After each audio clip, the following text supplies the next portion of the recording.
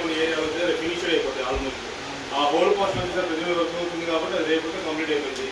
ఈ రోజు మాత్రం కంపల్సరీ ములి మీరు వేరే ప్లాన్ చేయండి. లేకపోతే రేపు మనం పొద్దున ఇబ్బంది పెట్టండి ఇబ్బంది పడాలి.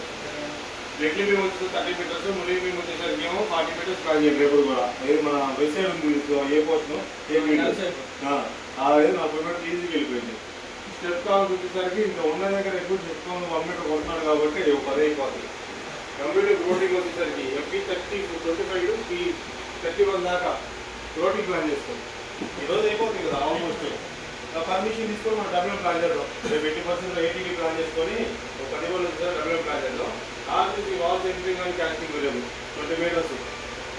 గ్యాప్ సెంటరింగ్ అండ్ క్యాస్టింగ్ 18 మీటర్లు పెండింగ్ ఉన్నాను చూసావా. రేపు ప్లాన్ చేసేసి స్టీల్ వస్తుంది 1850 కేజీలు వచ్చింది ప్రజెంట్. నిజంగా ఇంకా రేపు 2 టన్నులు చేస్తారు. చిన్నగా పెట్టినట్టు పెడతారు వాళ్ళు ఒకసారి తేవాలి. అందుకే స్లాబ్ సెంటరింగ్ రేపు టోటల్ కంప్లీట్ అయిపోవాలి. అయితే నీకు ఎన్ని మీటర్లు ఉంది ప్రజెంట్? వాళ్ళకి 30 మీటర్లు ఉంది. స్లాబ్ డీ సెంటరింగ్ ఎంత ఉందో అడిగా. వన్ సైడ్ ఉంది. వన్ సైడ్ 30 మీటర్లు. వన్ సైడ్ నేను అడిగేది కాదు మీకు. స్లాబ్ డీ సెంటరింగ్ ఎంత ఉందా అని అడుగుతున్నాను నేను. నేను డీ సెంటరింగ్ గురించి చెప్తున్నాను.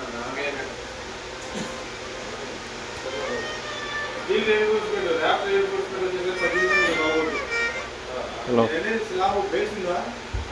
చేసావు కదా ఎన్ని మీటర్లు ముందుకున్నట్టున్నా వాల్ సైడ్ ఉందా, సైడ్ ఉందా అని అడగ ఎంత ఉందా అని అడుగుతున్నా.